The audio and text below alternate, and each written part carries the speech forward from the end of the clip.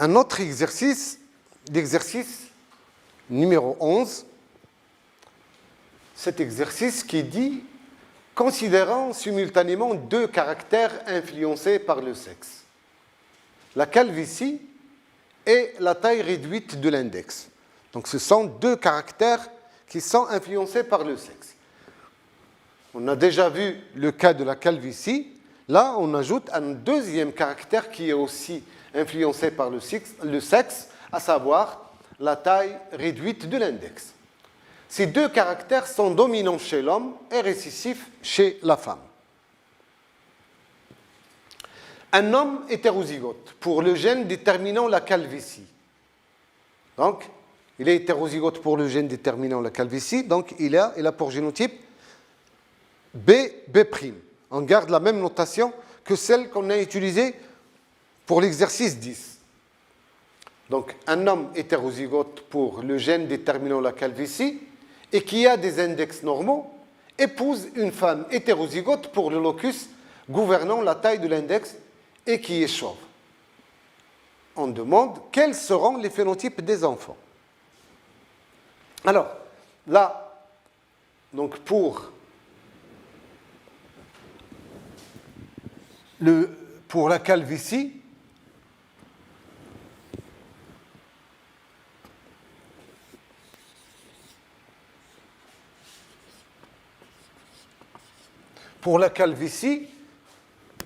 on a noté le gène B'. Et pour la taille de l'index,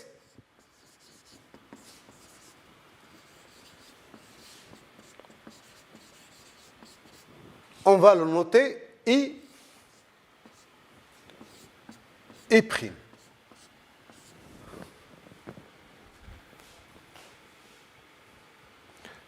Donc, l'index long, c'est le caractère normal. Et il est dû à l'allèle I. L'allèle I', c'est l'allèle qui est responsable de l'index réduit. Donc, I, index long. Donc, pour la calvitie, nous avons dit B, c'est non chauve, B' c'est chauve. Et I', c'est index court. L'index court, ou bien index réduit. Index réduit.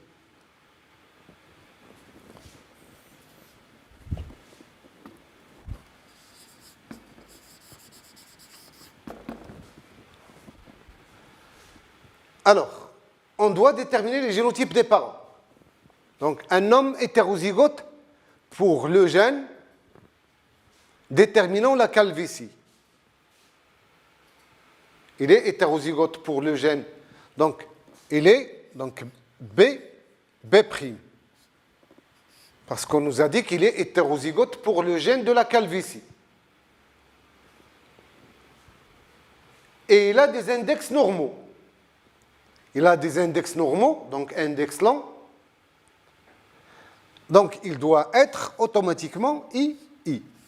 Parce que ce gène-là, lui aussi, il est influencé par le sexe. Il est dominant chez l'homme, récessif chez la femme. Donc, trois génotypes sont possibles. Il y a grand I, il y a grand I, et il y a I'. I', il est responsable de l'index réduit. Donc, si on a un génotype qui est I', ou bien I', l'individu a l'index réduit. Pour que l'individu ait l'index long, il doit avoir comme génotype grand I. Donc, ici, cet homme-là, il a ses index normaux, donc il a pour génotype grand I. Donc, la femme, quant à elle, hétérozygote pour le locus gouvernant la taille de l'index, Donc, il a épousé une femme hétérozygote pour le locus gouvernant la taille de l'index. Donc, pour la femme, pour la taille de l'index, on a I'. Donc, il est hétérozygote. Hétérozygote pour ce gène-là. Une femme hétérozygote pour le locus gouvernant la taille de l'index et qui est chauve. Il est chauve, donc il doit avoir automatiquement le génotype B', parce qu'il est chauve. Donc il est chauve et il est hétérozygote pour ce locus-là. Donc on demande quels seront les phénotypes des enfants. Donc je recopie ici les génotypes. Donc B',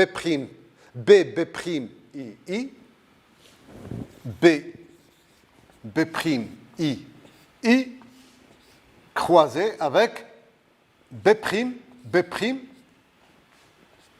Il est chauve, donc il doit être B', parce que B' est récessif chez la femme. I'. Il est hétérozygote. Donc voilà le croisement.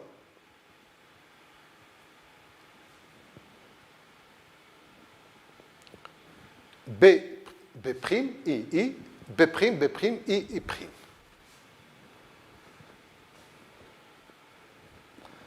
On demande donc les phénotypes des enfants. On demande les phénotypes des enfants. Donc là, donc on va travailler en réalisant l'échiquier. Les gamètes fournis par le père, ce sont les gamètes BI et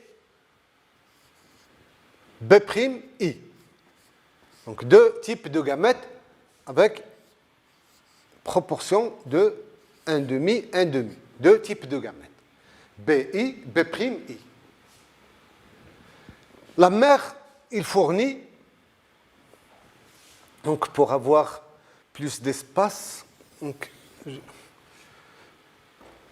voilà les gamètes BI et les gamètes B'I, avec des proportions de 1,5, 1,5. Ceux-ci sont les gamètes du père.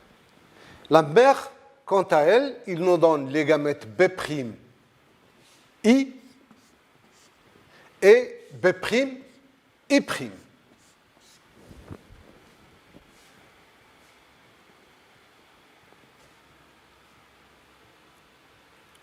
Alors, nous avons ici comme génotype B'I, I.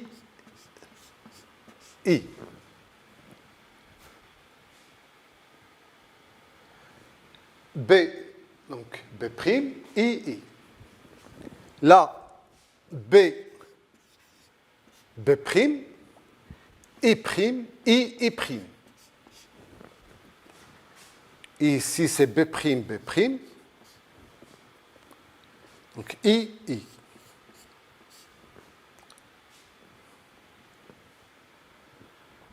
Et bien sûr, là,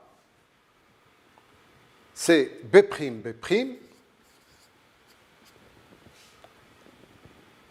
I et prime. Donc voilà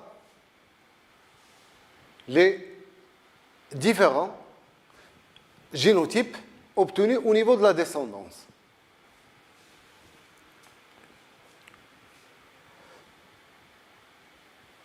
Alors, nous avons bien sûr les deux gènes qui sont influencés par le sexe. Les deux gènes qui sont influencés par le sexe. Donc, on a 50% au niveau de la descendance, d'un descendant, 50% de filles, 50% de chances d'avoir une fille et 50% de chances d'avoir des garçons. Donc, s'il s'agit de garçons. Donc, s'il s'agit de garçons.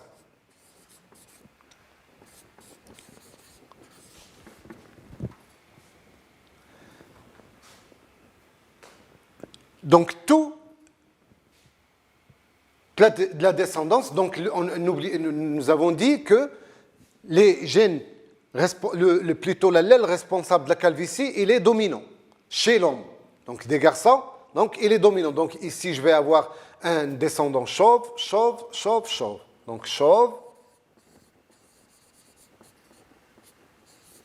chauve, index. Ici, c'est index lent. Index lent. Et je vais avoir la moitié des garçons qui vont avoir l'index ici, I', donc I' est dominant, donc c'est l'index réduit. Index réduit. Donc index réduit. Donc dans le cas des garçons, je vais avoir la moitié des garçons qui sont chauves, index lent, et la moitié qui sont chauves, index réduit.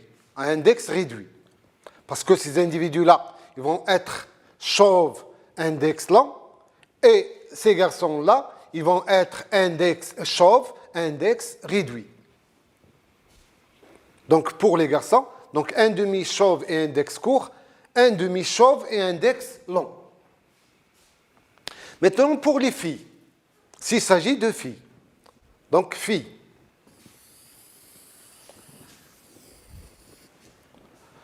Donc s'il s'agit donc de filles, alors là, B' est récessif et E' est également récessif. Donc je vais avoir ici des filles non chauves, là aussi non chauves, là non chauve et là aussi non chauve, plutôt chauve.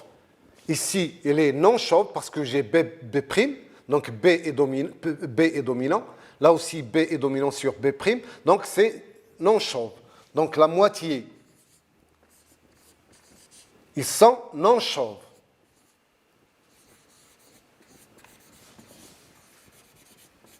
Non chauve, non chauve,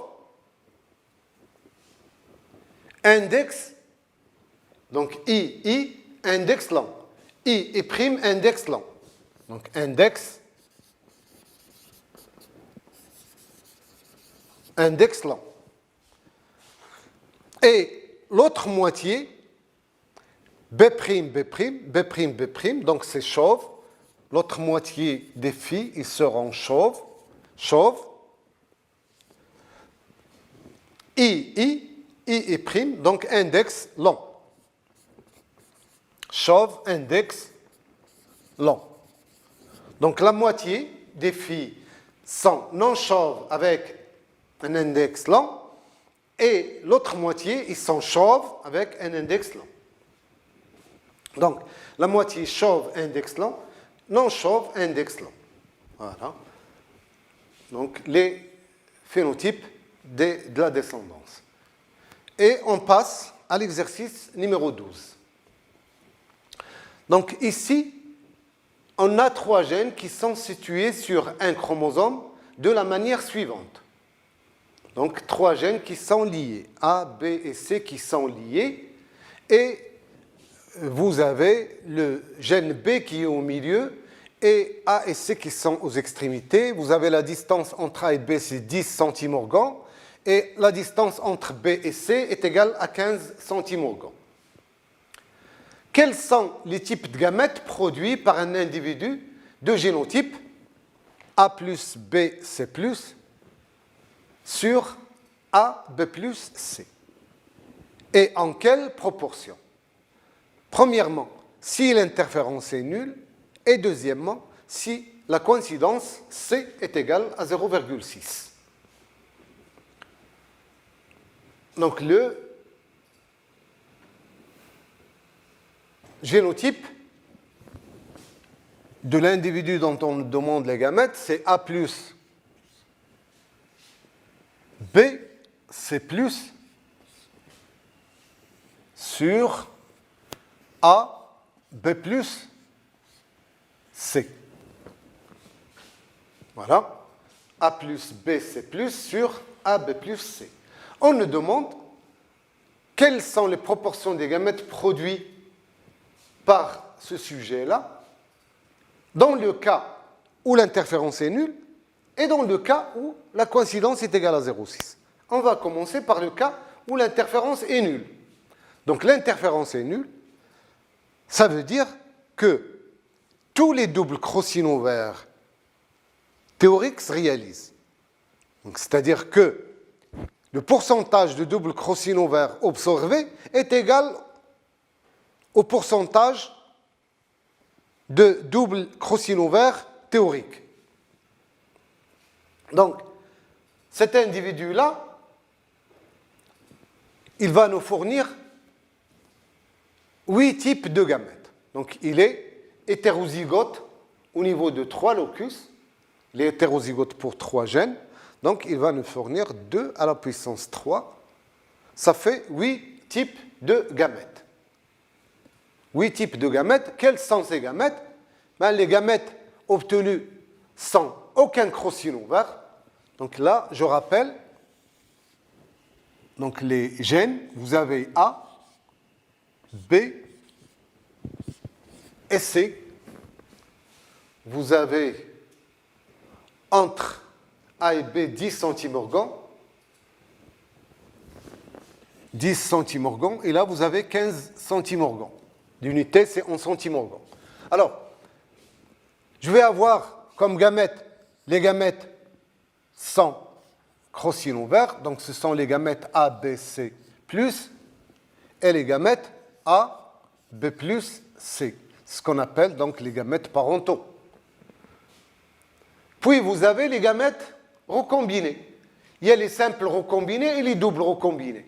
Pour les simples recombinés, nous avons les gamètes où il va y avoir un crossing-over entre A et B. Donc, ce sont les gamètes A plus avec B plus C. B plus C. Donc là, un crossing-over entre A et B. Et les gamètes A, B, C plus. B, C plus.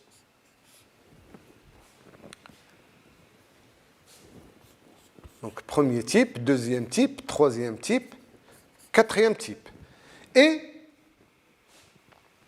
on va avoir les gamètes où il y a un crossing-over entre B et C. Ce sont les gamètes A plus B, C et AB plus A, B plus, C plus. Donc ce sont les gamètes obtenus suite à un crossing-over entre B et C.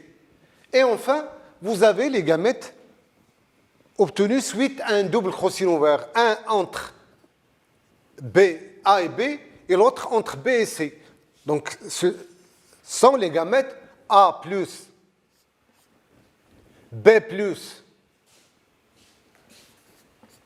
C plus et A, B, C. Et A, B, C.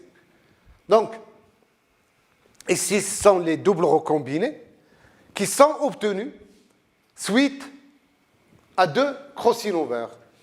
L'un entre A et B et l'autre entre B et C. L'interférence est nulle. Ça veut dire que les doubles crossing-over observés, donc le pourcentage double crossing-over observé est égal au pourcentage double crossing-over théorique. Donc pour la proportion de ces gamètes-là, on va leur donner Z. Pour donc ces gamètes-là, on va leur donner Y. Et pour ces gamètes-là, on va leur donner une proportion de X parce qu'ils ont la même proportion. Ces deux gamètes ont les mêmes proportions parce qu'ils sont obtenus sans crossing-over. Ces deux gamètes ont la même proportion, ils sont obtenus suite à un crossing-over entre A et B. Ces gamètes, ils ont aussi la même proportion, ils sont obtenus suite à un crossing-over entre B et C. Et là, ce sont les gamètes qui sont obtenus suite à 2 crossing-over, un double crossing-over. Et là, ils ont une proportion qui est égale à P. Alors, pour les gamètes obtenus suite à un double crossing-over, ils ont une proportion Z, et Z, elle est égale Donc, quelle seule proportion? Quelle est la proportion de ces gamètes-là, de ces deux types de gamètes? C'est la proportion des gamètes obtenus suite à un crochet ouvert entre A et B, donc c'est 10%. Fois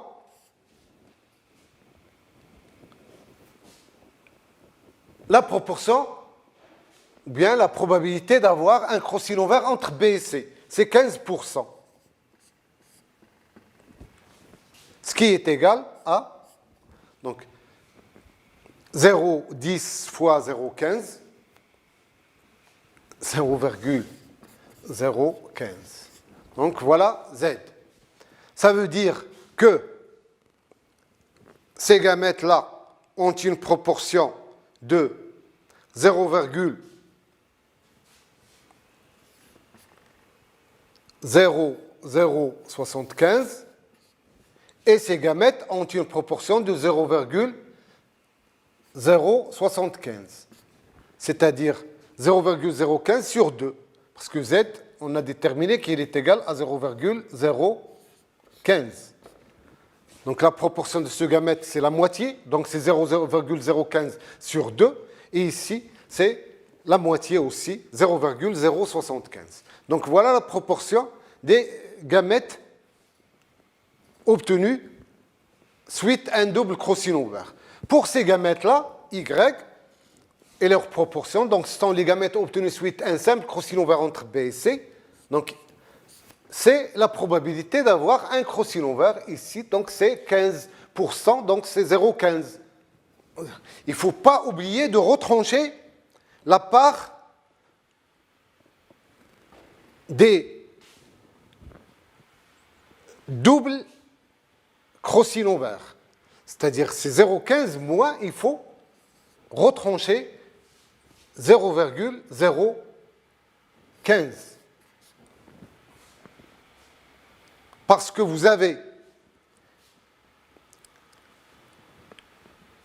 une part de ces gamètes-là où il y a un crochet ouvert aussi entre B et C. Il y a un double crochet ouvert, là entre A et C, entre B et C. Donc là, nous devons retrancher de 0,15, 0,015. Et de même pour X, c'est 10%, c'est-à dire 0,1 moins 0,015. Il faut retrancher, donc toujours, cette part des gamètes obtenues suite à un double crochet ouvert. Et P, on le calcule en... Donc P est égal à 1 moins X plus Y plus Z. Voilà. Donc P est égal à 1 moins X plus Y plus Z. Donc, vous calculez Z en se basant sur les distances. Sur les distances. Donc, c'est 0,10 fois 0,15, ce qui est égal à 0,015.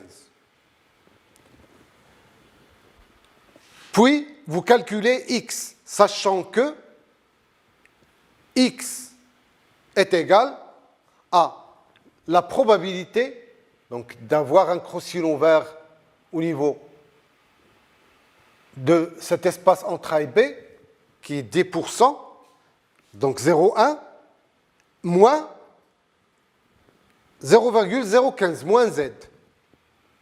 Donc X est égal à 0,1 moins Z.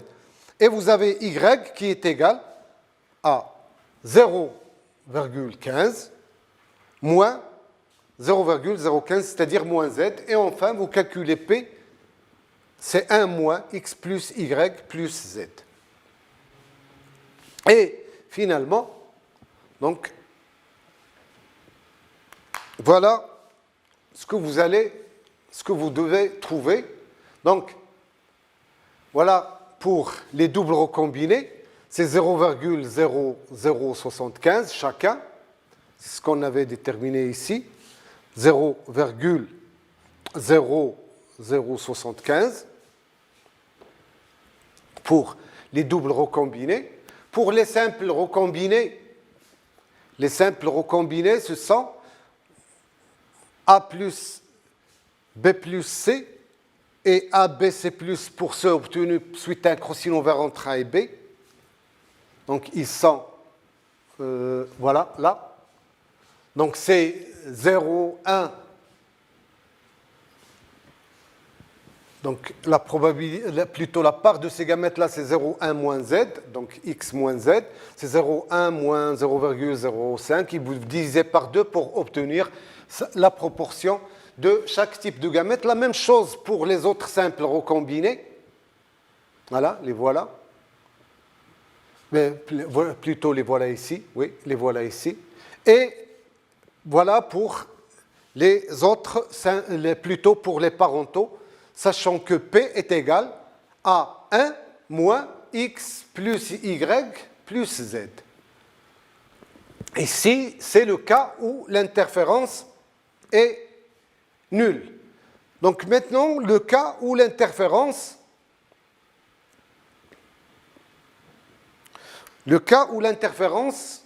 n'est pas nulle, c'est-à-dire vous avez la coïncidence qui est égale à 0,6.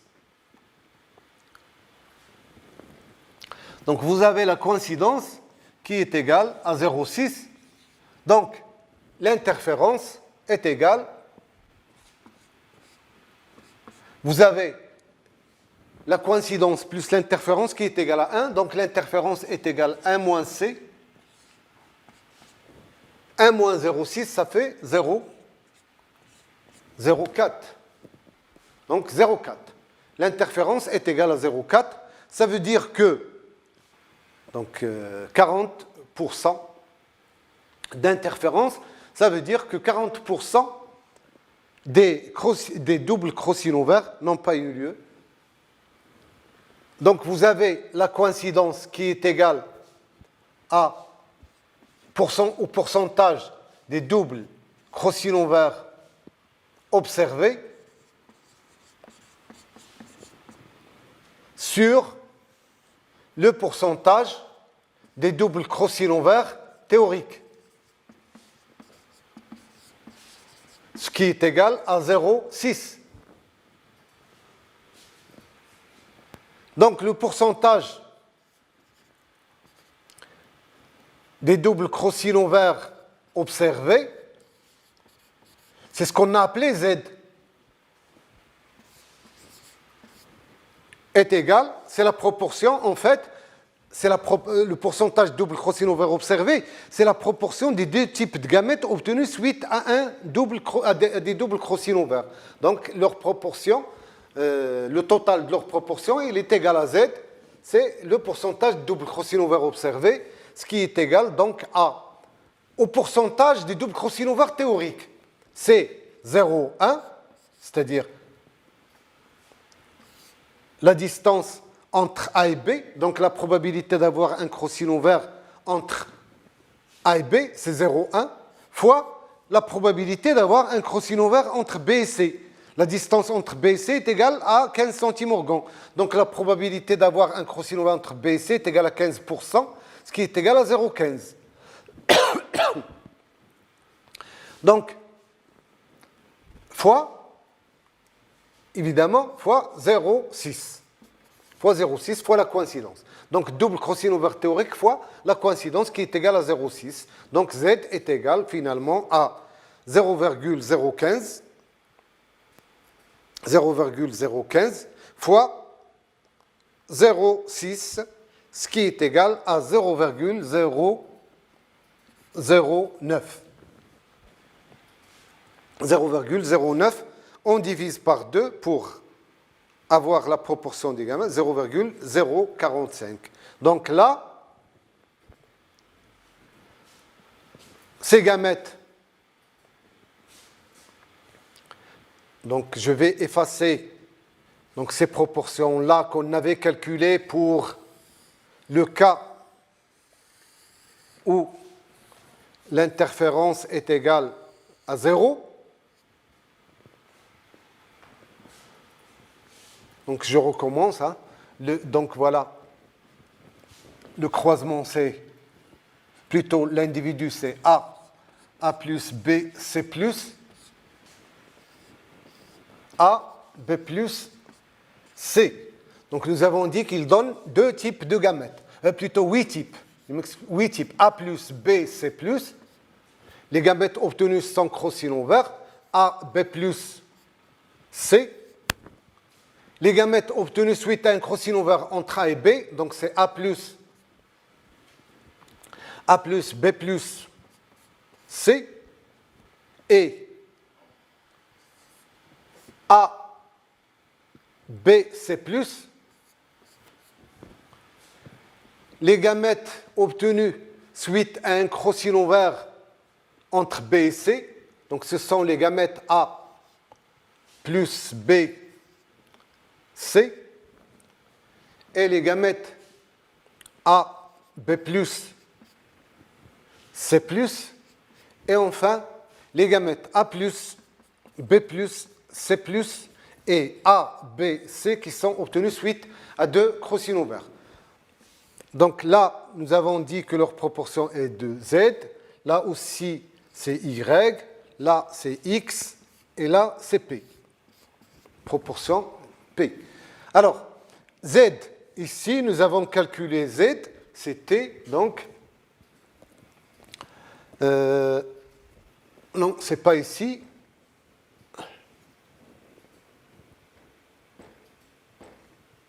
Voilà. On l'avait calculé, c'est 0,09. 0,09, c'est donc le pourcentage des doubles crossover observés qui est égal au pourcentage du double crossover théorique fois la coïncidence fois 0,6. Donc c'est 0,09.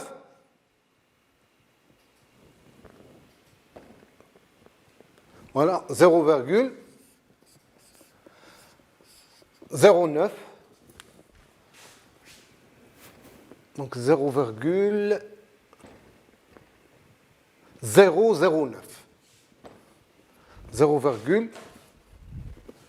0,009.